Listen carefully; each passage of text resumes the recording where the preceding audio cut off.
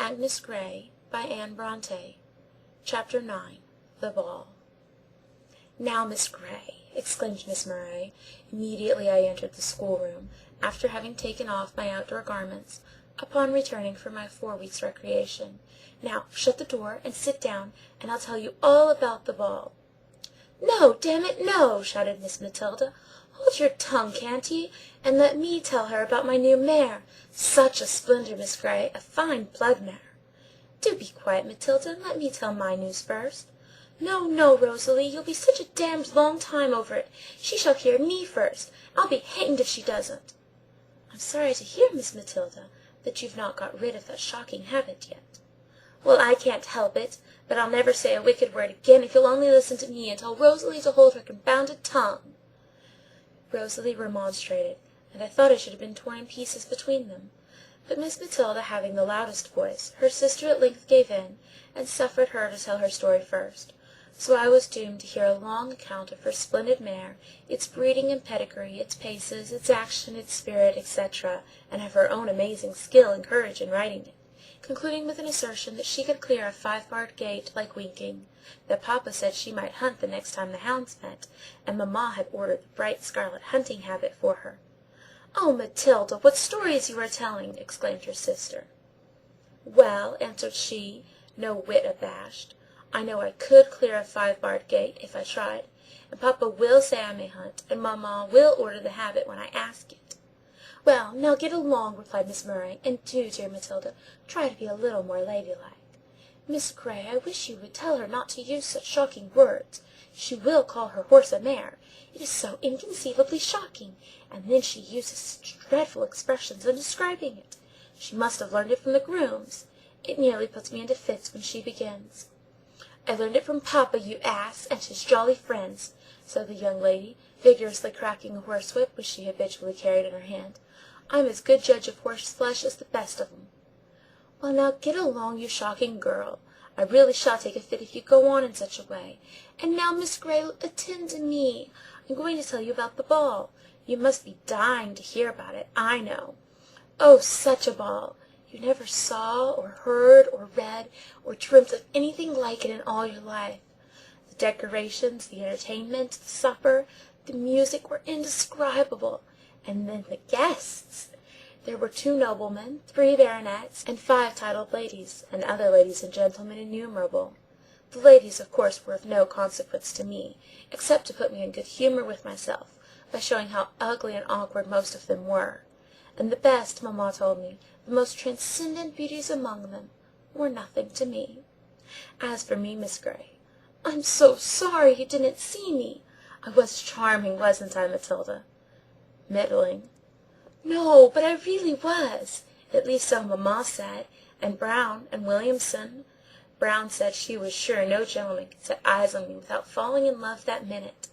And so I may be allowed to be a little vain.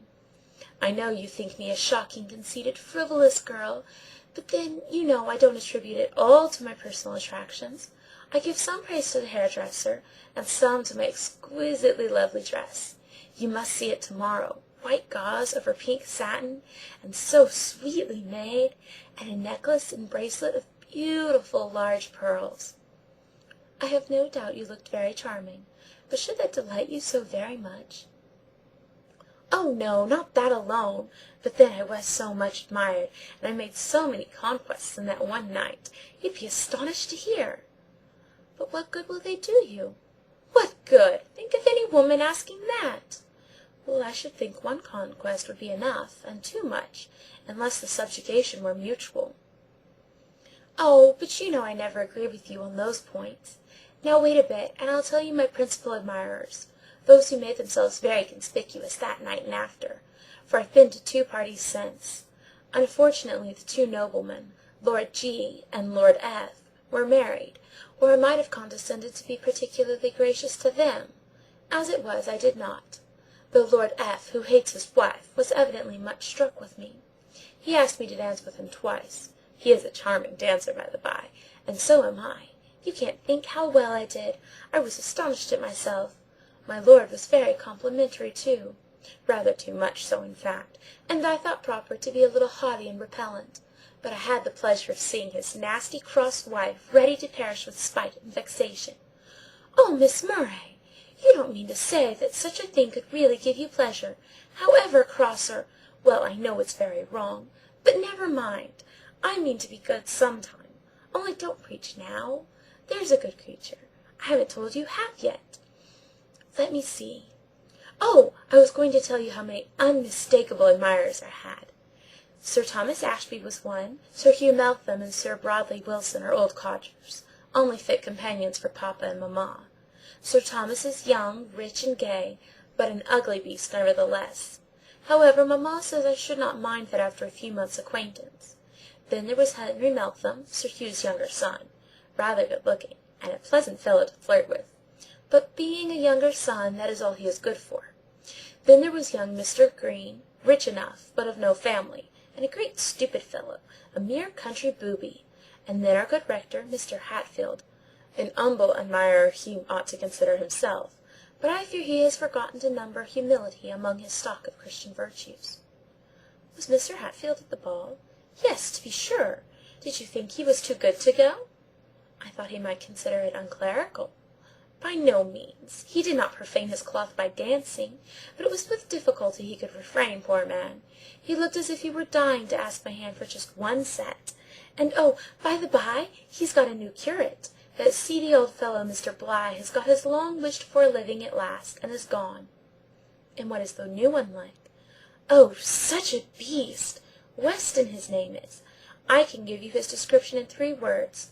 An insensate, ugly, stupid blockhead. That's 4. But no matter. Enough of him now. Then she returned to the ball, and gave me further account of her deportment there, and of the several parties she had since attended, and further particulars respecting Sir Thomas Ashby and Messrs. Meltham, Green, and Hatfield, and the ineffaceable impression she had wrought upon each of them. "Well, which of the 4 do you like best?" said I, suppressing my 3rd or 4th yawn. "I detest them all," replied she, shaking her bright ringlets in vivacious scorn. "That means, I suppose, I like them all. But which most? No, I really detest them all. But Henry Meltham is the handsomest and most amusing, and Mr. Hatfield the cleverest, Sir Thomas the wickedest, and Mr. Green the most stupid. But the one I'm to have, I suppose, if I'm doomed to have any of them, is Sir Thomas Ashby." "Surely not if he's so wicked, and if you dislike him." "Oh, I don't mind his being wicked. He's all the better for that. And as for disliking him, I shouldn't greatly object to being Lady Ashby of Ashby Park, if I must marry. But if I could always be young, I would be always single.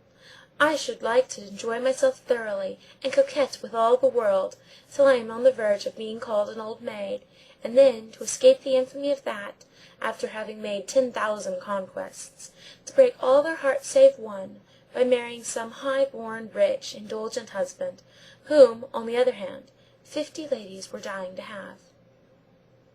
Well, as long as you entertain those views, keep single by all means, and never marry at all, not even to escape the infamy of old maidenhood. End of chapter 9. Recording by Melissa.